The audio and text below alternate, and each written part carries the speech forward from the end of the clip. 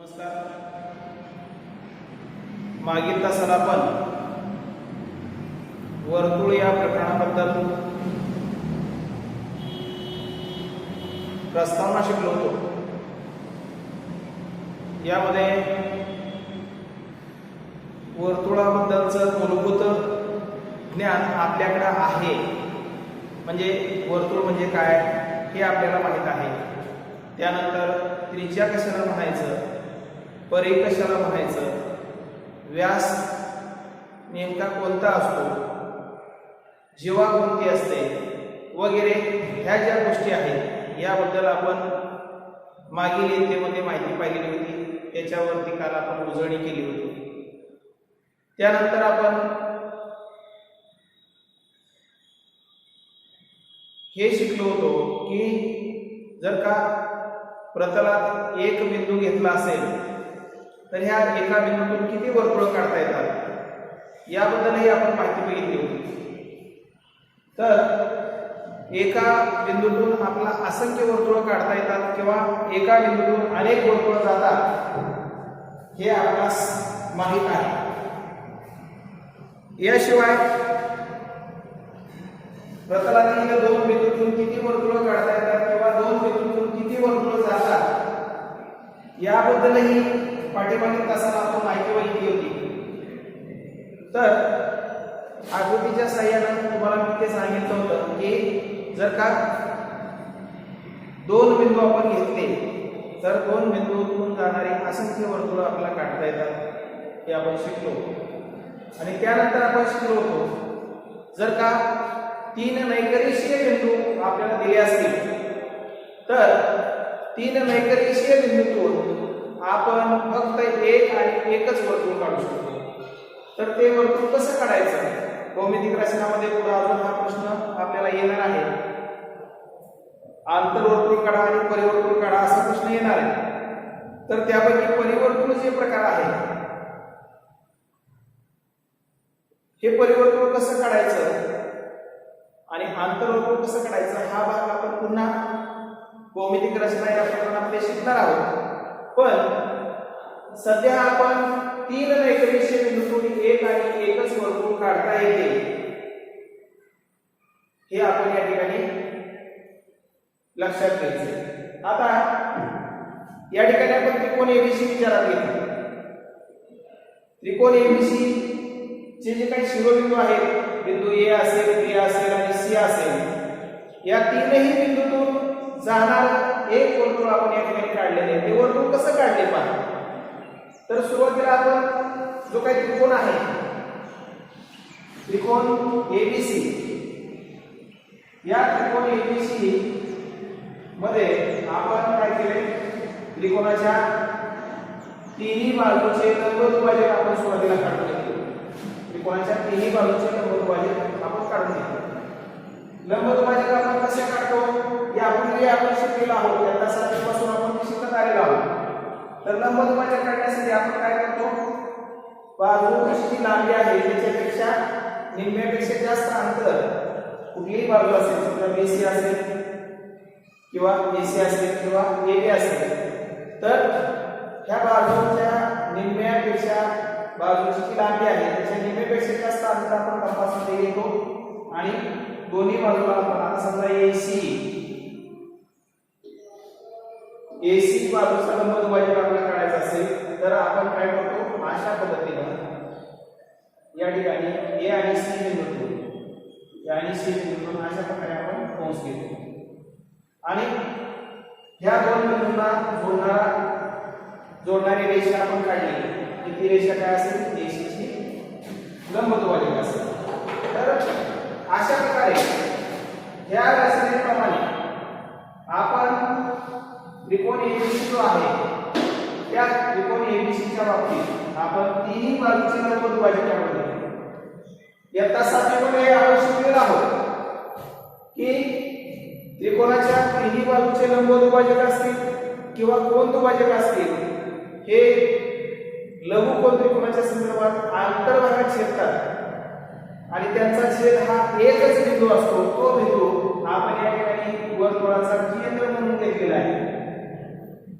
ज्या ठिकाणी ह्या त्रिकोणाच्या तिन्ही बाजूचे लंबद्वाराचे छेद आहे त्या बिंदूला आपण O नाव दिलं आणि OB किंवा OA किंवा OC एवढी त्रिज्या घेऊन आपण वर्तुळ काढलं तर आपल्याला ह्या तीनही बिंदूतून ते वर्तुळ गेलेलं दिसून येतं.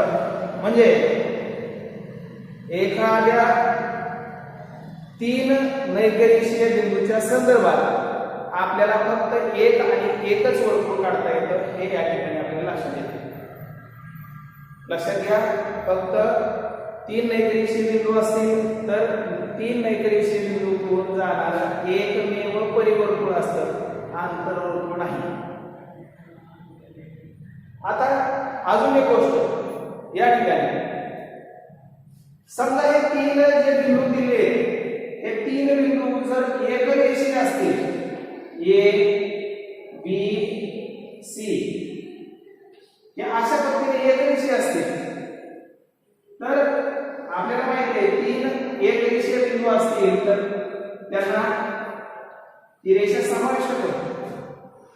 मग हे तीनही एकरेषीय बिंदू असताना या तीनही बिंदूतून जाणारा आपण वर्तुळ काढू शकत नाही. या तीनही बिंदूतून जाणारा वर्तुळ आपण काढू शकत नाही. फक्त आपण या ठिकाणी BC किंवा AB एवढी त्रिज्या घेऊन आपण वर्तुळ काढू शकतो आणि AC हा वर्तुळाचा व्यास होऊ शकतो. पण काढलेले वर्तुळ ह्या तिन्ही बिंदूतून जाऊ शकत नाही.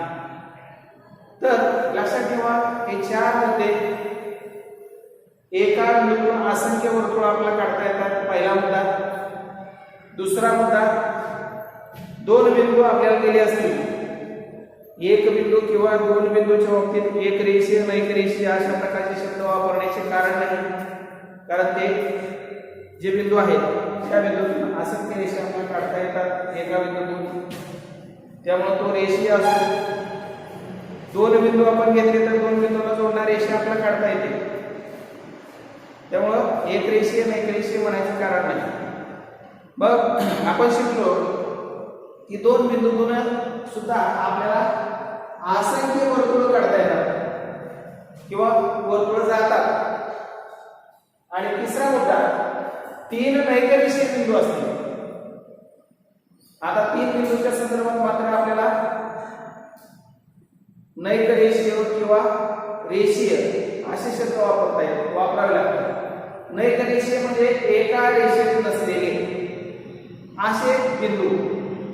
मग आता या ठिकाणी ABC चा जर आपण विचार केला तर ABC हे तीन बिंदू एकरेषीय नाहीत, ते नैकरेषीय आहेत आणि त्यामुळे त्याच्यातून एक त्रिकोण तयार झालेला दिसतो. त्या तीन बिंदूतून एक त्रिकोण तयार झालेला दिसतो आणि त्यामुळे या ठिकाणी आपण सांगू शकतो तीन नैकरेषीय बिंदूतून एक आणि एकच वर्तुळ जाते किंवा काढता येते. आणि शेवटचा मुद्दा, तीन बिंदू जर एकरेषीय असतील तर अशा बिंदूतून आपल्याला एकरेषीय बिंदूतून तीन एकरेषीय बिंदूतून आपल्याला कुठलंही वर्तुळ काढता येत नाही किंवा वर्तुळ आपण काढू शकत नाही. तर अशा प्रकारे एक बिंदू असेल, दोन बिंदू असतील किंवा तीन बिंदू असतील, याच्यातून किती वर्तुळ काढता येतात हा भाग तुम्हाला लक्षात ठेवावा लागेल. तुम्हाला पान नंबर 47 आणि 48 वरती आपल्या जी काही पूर्वी आपल्याला माहिती होती त्याच्यावर आधारित छोट्या छोट्या दोन कृतीपत्रिका दिलेल्या आहेत. तर त्या कृतीपत्रिकांचा तुम्ही अभ्यास करायचा आहे. आता आपण पुढील भागाकडे वळतोय, म्हणजे जे काही वर्तुळ हे प्रकरण आहे या वर्तुळ प्रकरणावरती आपला पुढचा भाग आपला शिकायचा आहे आणि तो म्हणजे वृत्तछेदिका आणि स्पर्शक. आता या ठिकाणी फळ्यावरती तुम्हाला काही आकृती दिसत आहे. आपण या वर्तुळ केंद्राला नाव देऊया. समजा हे ए केंद्र असणारं वर्तुळ आहे, हे दुसरं वर्तुळ बी केंद्र आणि हे तिसरं वर्तुळ सी केंद्र असणार. तर अशा प्रकारे आपण इथं तीन वर्तुळ विचारात घेऊया. आता आपण ह्या तीन वर्तुळाच्या संदर्भात आपण एक रेषा विचारात घेऊया. समजा या ठिकाणी मी एक रेषा घेतली, तिला नाव दिलं एल. आता दुसरं वर्तुळ जे आहे त्या दुसऱ्या वर्तुळाच्या संदर्भात एक रेषा मी या ठिकाणी विचारात घेतली. या ठिकाणी या रेषेला नाव दिलं एम आणि बी केंद्र असणारं वर्तुळ आणि रेषा एम यांना एकमेव बिंदू या ठिकाणी सामायिक आहे आणि तो म्हणजे ए. आपण असं म्हणतो इथं पी म्हणूया. हे हा बिंदू वर्तुळ आणि ही जी रेषा आहे यांना सामायिक आहे. आता या ठिकाणी तिसरी रेषा विचारात घेऊया आपण.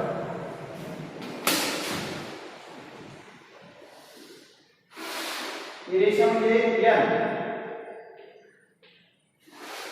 आता ही एन रेषा आणि हे वर्तुळ यांना दोन बिंदू सामायिक आहेत, क्यू आणि आर. तर हे आकृती पाहिल्यानंतर पहिली, दुसरी आणि तिसरी या तिन्ही आकृत्या पाहिल्यानंतर काही गोष्टी आपल्या लक्षात येतात. काय लक्षात येतं बघा. तर पहिलं जे वर्तुळ आहे त्या वर्तुळाच्या संदर्भात रेषा आणि वर्तुळ याच्यामध्ये कसलाही संबंध नाही. रेषा आणि वर्तुळ याच्यामध्ये कसलाही संबंध या ठिकाणी दिसत नाही. दुसऱ्या आकृतीमध्ये आपल्याला असं दिसून येतं की जे काही वर्तुळ केंद्र बी आहे या वर्तुळाच्या संदर्भात रेषा एम आणि पी केंद्र असणारं वर्तुळ यांच्या बाबतीत एक बिंदू या ठिकाणी सामायिक आहे आणि तो म्हणजे कुठला? पी बिंदू. म्हणजे वर्तुळ आणि रेषा यांना एक बिंदू त्या ठिकाणी सामायिक असल्याचं आपल्याला दिसून येते. तिसरी गोष्ट या ठिकाणी तिसऱ्या आकृतीत सी केंद्र असणारे जे वर्तुळ आहे त्यामध्ये एन ही रेषा या वर्तुळाला दोन भिन्न बिंदू छेदते आणि ते बिंदू म्हणजे क्यू आणि आर. मग वृत्तछेदिका कोणाला म्हणायचं, स्पर्शिका कोणाला म्हणायचं, हा भाग या ठिकाणी आपल्याला लक्षात येईल. लक्षात ठेवा, हा जो काय वर्तुळाकार भाग आहे हा वर्तुळाकार भाग, वर्तुळाचा वर्तुळाकार भाग म्हणजे थोडक्यात काय आहे? वृत्त. आणि त्यांना छेदणारी रेषा, त्या वृत्ताला छेदणारी रेषा म्हणजे काय असते? तर वृत्तछेदिका असते. हे आपल्याला या ठिकाणी लक्षात येईल. म्हणजे आकृती 3 जी आहे या तिसऱ्या आकृतीमध्ये आपल्याला सी केंद्र असणाऱ्या वर्तुळात रेषा एन या सी केंद्र असणाऱ्या वर्तुळास क्यू आणि आर या दोन बिंदू छेदते आणि त्यामुळे या ठिकाणी एन ही काय झाली? सी केंद्र असणाऱ्या वर्तुळाची वृत्तछेदिका. वृत्तछेदिका नावावरून सुद्धा आपल्याला या ठिकाणी ही रचना लक्षात येईल. एन ही रेषा ह्या वर्तुळाला दोन ठिकाणी छेदते म्हणजे वृत्त दोन ठिकाणी छेदलं जात आहे आणि म्हणून हे वृत्तछेदिका. आता स्पर्शिका कोणाला म्हणायचं? स्पर्शिकेची व्याख्या सुद्धा आपल्याला लक्षात पाहिजे, तुम्ही लिहून ठेवा. स्पर्शिका नेमकं कोणाला म्हणायचं? तर स्पर्श करणे आणि छेदणे याच्यामध्ये फरक आहे. आपण अनेक प्रकारचे खेळ खेळतो, आपण खो खो खेळतो, बरोबर? मग खो खो खेळत असताना आपण काय करतो, खो देत असताना पुढच्या जो काही बसलेला खेळाडू आहे त्याला पाठीमागून आपण स्पर्श करत असतो, पाठीमागून स्पर्श करतो. स्पर्श करतो म्हणजे काय करतो, फक्त हात जो आपला आहे तो हात त्याच्या शरीराच्या कोणत्या तरी भागाला आपण त्या ठिकाणी लावतो, म्हणजे पाठ असेल किंवा डोकं असेल. मग तो स्पर्श किंवा एखाद्या ठिकाणी हवा थंड असेल तर त्वचेला त्याची जाणीव आपल्याला होते.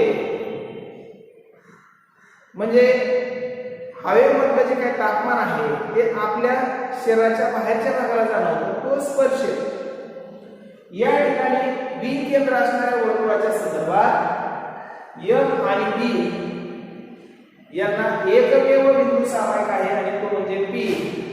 म्हणजे ह्या एम रेषेने बी केंद्र असणाऱ्या वर्तुळास काय केलंय, स्पर्श केलेला आहे. आणि म्हणून एम ला आपण बी केंद्र असणाऱ्या वर्तुळाची स्पर्शिका टँजंट असं म्हणू. इथं मात्र काय झालंय, या तिसऱ्या आकृतीमध्ये एन ही रेषा वर्तुळाला दोन ठिकाणी छेदली. म्हणजे तुम्ही कलिंगड आणलेले बाजारातून आणि कलिंगड तुम्ही कापताय या कडेहून त्या कडेला, म्हणजे तुम्ही वृत्त त्याची छेदली जातात आहे. म्हणजे या ठिकाणी हे सी केंद्र असणारं वर्तुळ एन मुळे दोन भागात विभागले गेले. तेव्हा अशा स्थितीला आपण काय म्हणतो, एन ह्या रेषेला वृत्त छेदिका असं म्हणतो. तर एन ह्या रेषेला या ठिकाणी स्पर्शिका असं म्हटलं जातं, लक्षात ठेवा. तुम्ही म्हणाल दुसऱ्या आकृतीच्या संदर्भात तिसऱ्या आकृतीच्या संदर्भात समजलं, पहिल्या आकृतीच्या संदर्भात काय आहे, तर पहिल्या आकृतीच्या संदर्भात तिथं रेषा आणि वर्तुळ याच्यामध्ये कुठलाही संबंध या ठिकाणी नाही. आणि त्यामुळं या ठिकाणी ए आणि एल, ए केंद्र असणारं वर्तुळ आणि रेषा एल याच्या बाबतीत आपण काहीही सांगू शकत नाही, कारण याच्यामध्ये काही संबंधच नाही. इथं मात्र या दोन वर्तुळ आणि रेषा संदर्भात एक बिंदू सामायिक आहे, इथं दोन बिंदू सामायिक आहेत, म्हणून ही स्पर्शिका आणि ही छेदित. तर लक्षात ठेवा, अशा प्रकारे आपण जर वर्तुळाच्या बाबतीत वर्तुळ आणि रेषा यांना एकच बिंदू सामायिक असेल, एकाच प्रतलातील वर्तुळ आणि रेषा यांना एकच बिंदू सामायिक असेल तर ती रेषा त्या वर्तुळाची स्पर्शिका असते. व्याख्या लक्षात ठेवा. आणि वृत्तछेदक कोणाला म्हणायचं, एकाच प्रतलातील वर्तुळ आणि रेषा यांना दोन बिंदू सामायिक असतील तर ती रेषा त्या वर्तुळाची वृत्तछेदिका किंवा छेदिका म्हटलं तरी चालेल असते. हे आपल्याला या ठिकाणी लक्षात घ्यायचं.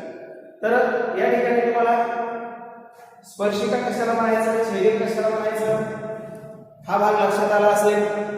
आता आपण पुढं प्रमेयाकडे वळणार आहोत आणि ते प्रमेय म्हणजे, तर ठीक आहे, आपण जे प्रमेय पहिल्यांदा शिकणार आहोत ते प्रमेय म्हणजे स्पर्शिका त्रिज्या प्रमेय.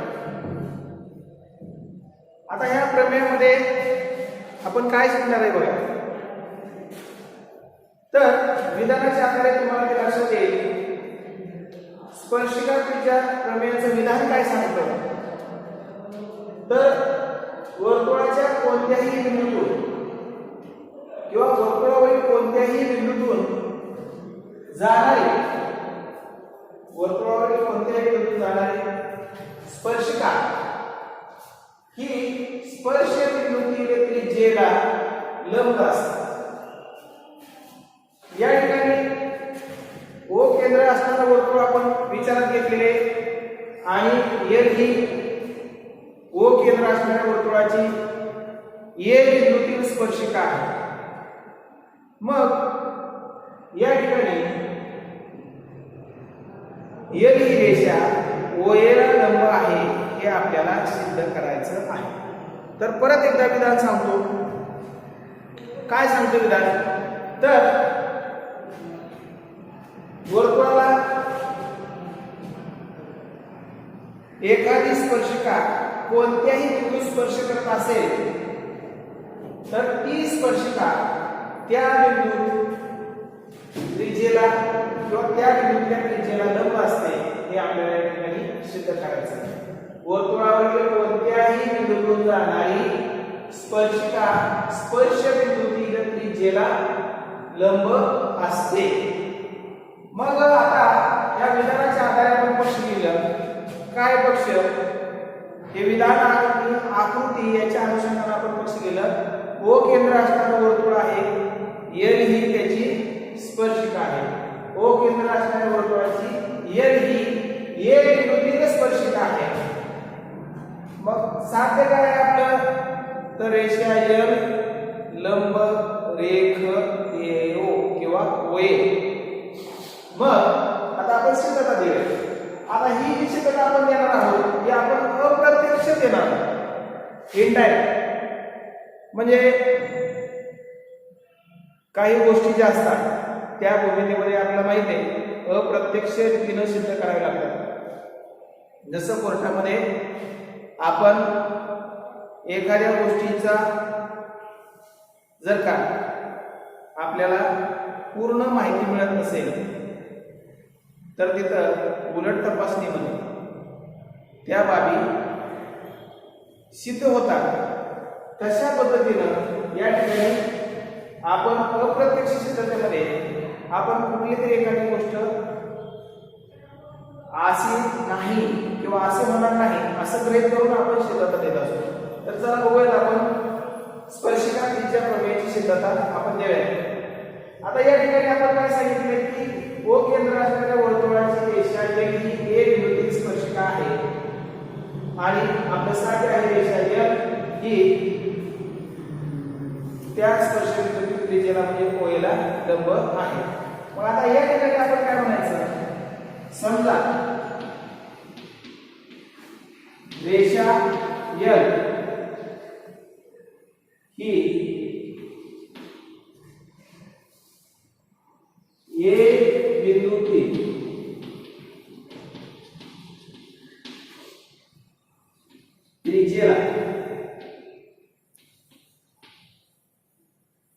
त्रिज्येला लंब नसून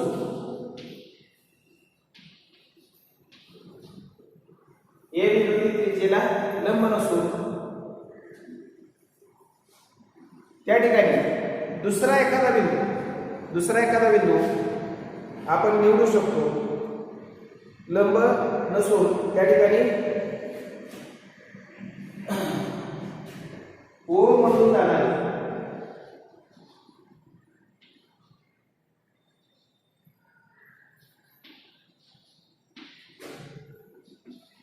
जाणारी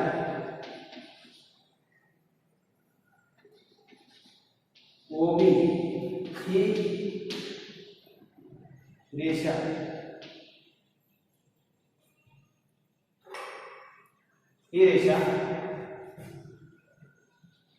लंब म्हणजे या ठिकाणी काय केलं आपण? रेषा एल जी आहे ती ए बिंदूतील त्रिज्येला लंब नाही, तर दुसरा बिंदू बी जो आहे त्या बी बिंदूतील त्रिज्येला लंब आहे हे या ठिकाणी आपण असं समजू. मग असं समजल्यानंतर आपण या ठिकाणी थोडी रचना करणार आहोत. ही जी आकृती तुम्हाला या ठिकाणी दिसते त्या आकृतीत आपण ओए ही एक त्रिज्या आहे, पण ओए त्रिज्या ही एल रेषेला लंब नाही असं गृहीत धरलं. मग ओबी हा एल ला लंब आहे असं गृहीत धरलं. मग आपण या ठिकाणी काय करूया? रेषा एल वर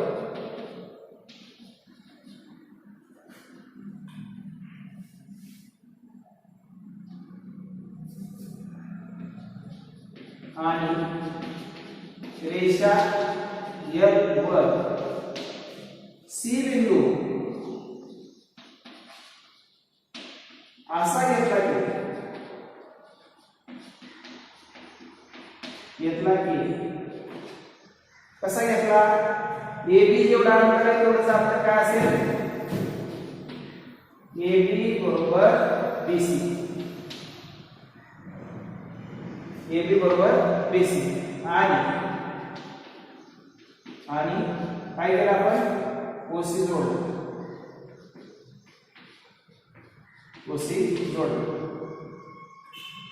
मग आता आपण या ठिकाणी आपल्याला दोन त्रिकोण मिळतात कुठले त्रिकोण AOB आणि COB असे दोन त्रिकोण मिळतात ह्या दोन त्रिकोणाच्या बाबतीत आपल्याला काय माहिती मिळते बघा AOB आणि COB या दोन्ही त्रिकोणाच्या बाबतीत आपल्याला काय माहिती मिळते तर यामध्ये आपण सांगू शकतो म्हणून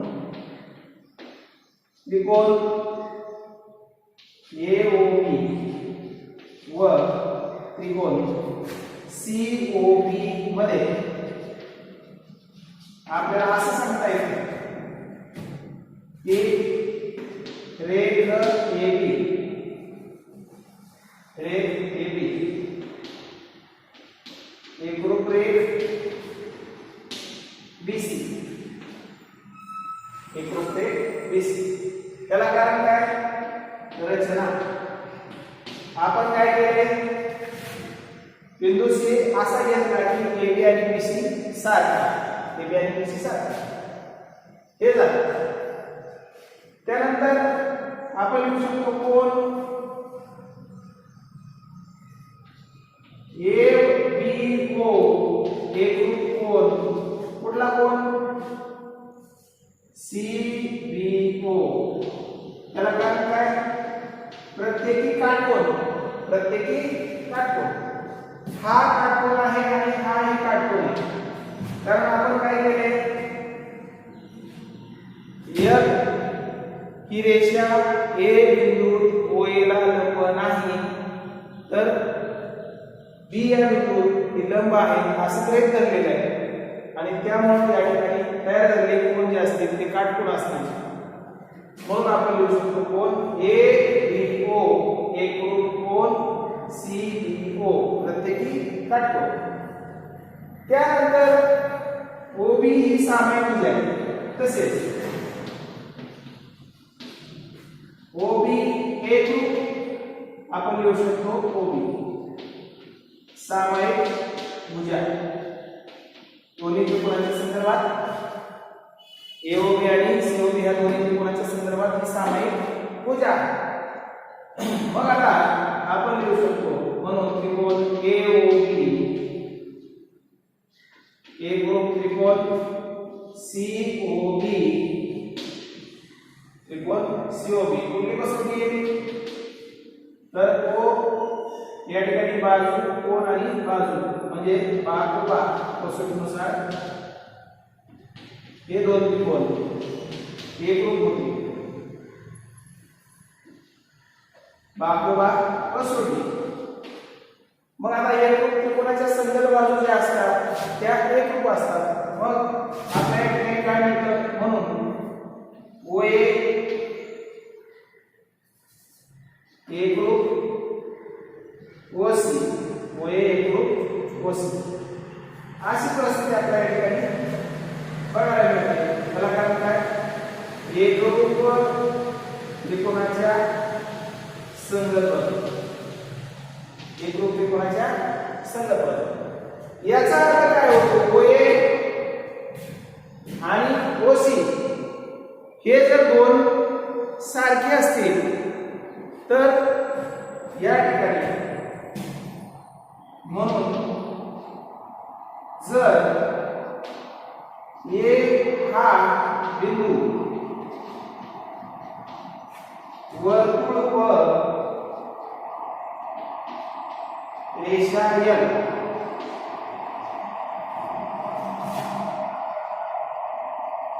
यांना सामायिक असेल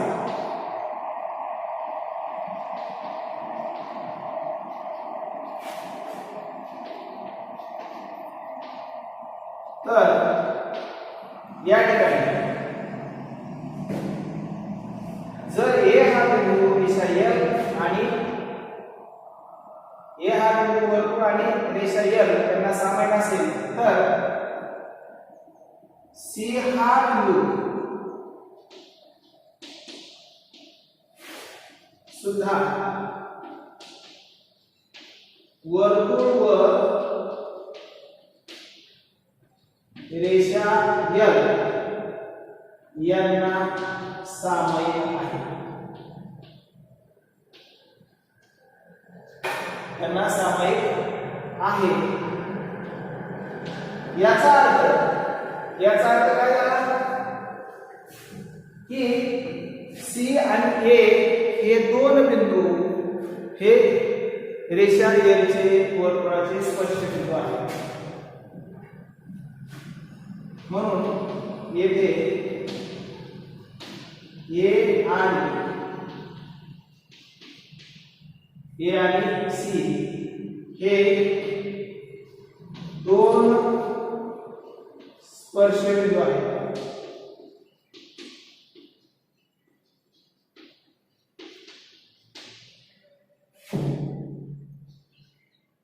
हे स्पर्शिकेच्या व्याख्येशी विसंगत आहे.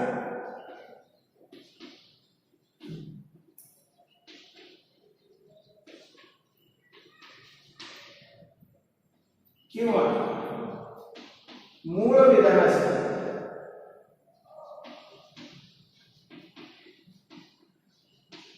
स्पर्शिकेच्या व्याख्येशी किंवा मूळ विधानाशी विसंगत आहे आणि म्हणून A हा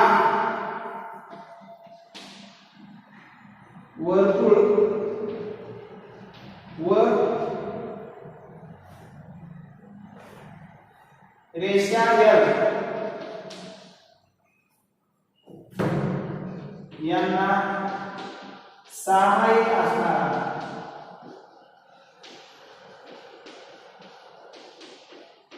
एकमेव बिंदू आहे, एकमेव बिंदू आहे.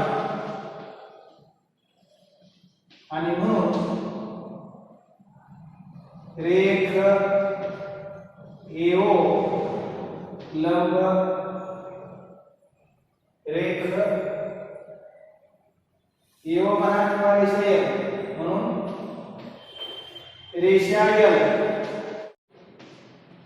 AO. तर मित्रांनो या ठिकाणी ही सिद्धता परत एकदा मी सांगतो. अप्रत्यक्ष सिद्धता आपण देतोय. या ठिकाणी आपल्याला असं लक्षात येतं की जे काही स्पर्शिका त्रिज्या प्रमेयाची सिद्धता आहे ही आपण अप्रत्यक्ष देत असतो. मग अप्रत्यक्ष सिद्धतेमध्ये आपल्याला काय करावं लागतं तर एखादी गोष्ट सांगत असताना ती अप्रत्यक्ष रीतीने आपल्याला सांगावी लागत असते. मग या ठिकाणी आपण जी काही फळ्यावरची आकृती आहे त्या आकृतीच्या आधारे आपण या ठिकाणी जो बदल केला त्या बदलाच्या आधारे आपण सिद्धता देणार. आता परत एकदा आपण संपूर्ण प्रमेय जे आहे त्या प्रमेयाबद्दल माहिती बघूया. प्रमेयाचं विधान काय सांगतं तर वर्तुळावर कोणत्याही बिंदूतून जाणारी स्पर्शिका स्पर्श बिंदूतील त्रिज्येला लंब असते. आता ही जी आकृती आपण या ठिकाणी वापरली आहे या आकृतीमध्ये O केंद्र असणाऱ्या वर्तुळाची L ही A बिंदूतील काय आहे स्पर्शिका आहे आणि साध्य आहे आपल्याला रेषा L लंब रेख OA किंवा हे उलट सुलट कसे लिहू शकतो.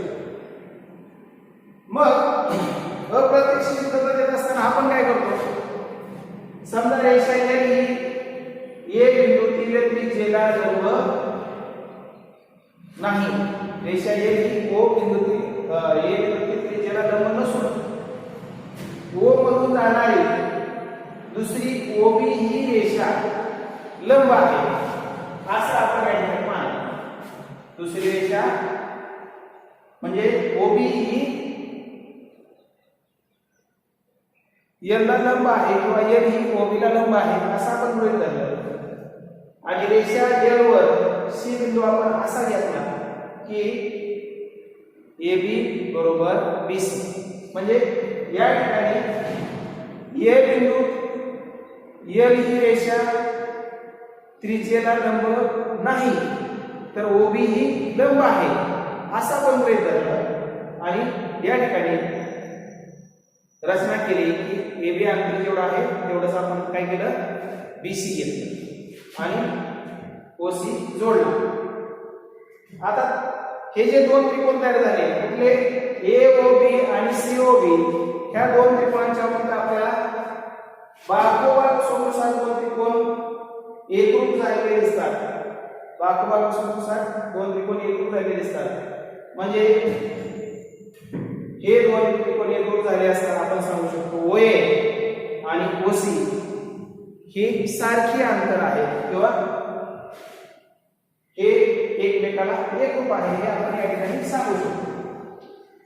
मग आता याचा अर्थ काय होतो जर A हा बिंदू वर्तुळ आणि रेषा L यांना सामायिक असेल तर L रेषेवरचा दुसरा C बिंदू हा सुद्धा वर्तुळ आणि रेषा यांना सामायिक असला पाहिजे. म्हणजे हा बिंदू सुद्धा वर्तुळ आणि रेषा L यांना सामायिक आहे याचाच अर्थ येथे A आणि C हे दोन स्पर्श बिंदू या ठिकाणी झाले. मग एखादी स्पर्शिका जेव्हा आपण म्हणतो तेव्हा स्पर्शिकेची व्याख्या आपण काय सांगतो जर एखादी रेषा आणि वर्तुळ यांना एकमेव बिंदू सामायिक असेल रेषा आणि वर्तुळ यांना एकमेव बिंदू सामायिक असेल तर ती रेषा त्या वर्तुळाची स्पर्शिका असते. पण इथं दोन बिंदू सामायिक आहेत A आणि C. मग आपलं जे काही विधान आहे त्या विधानाशी हे विधान विसंगत मिळतं किंवा चुकीचं असल्याचं मिळतं. म्हणजे तुम्ही या पद्धतीने जर केलात तर तुम्हाला हे चुकीच्या वाटेने गेला हे सिद्ध होतं आणि मग ही चुकीची वाट आहे. मग बरोबर काय आहे तर हे स्पर्शिकेच्या व्याख्येशी विसंगत किंवा मूळ विधानाशी विसंगत आहे. मग A हा वर्तुळ व रेषा L यांना एकमेव सामायिक असणारा किंवा सामायिक असणारा एकमेव बिंदू आहे आणि मग रेषा L लंबरेख OA तर अशा प्रकारे आपण ही सिद्धता या ठिकाणी देऊ शकतो. आपण स्पर्शिका त्रिज्या प्रमेय हा भाग या ठिकाणी शिकलो. हे प्रमेय पान नंबर 51 वरती तुम्हाला दिलेला आहे. आता आणखीन काही गोष्टी आपल्याला याच्यामध्ये शिकायच्या आहेत ते म्हणजे स्पर्शिका त्रिज्या प्रमेयाचा व्यत्यास आणि स्पर्शिका खंडाचे प्रमेय. तर हा भाग आपण पुढील तासाला पाहणार आहोत. तर तोपर्यंत तुम्ही स्पर्शिका त्रिज्या प्रमेयाची व्यवस्थित तयारी करून तुम्ही हे प्रमेय वही सोडवायचं आहे. त्याचबरोबर पान नंबर 47 असेल 48 असेल 49 50 याच्यावरती जी आपल्याला माहिती दिली आहे ती माहिती पुस्तकातून व्यवस्थित वाचा. तुम्हाला काय अडचण त्याच्याबद्दल असेल तर मला फोन करून तुम्ही विचारू शकता. या ठिकाणी आपण थांबूया. सर्वांचे धन्यवाद.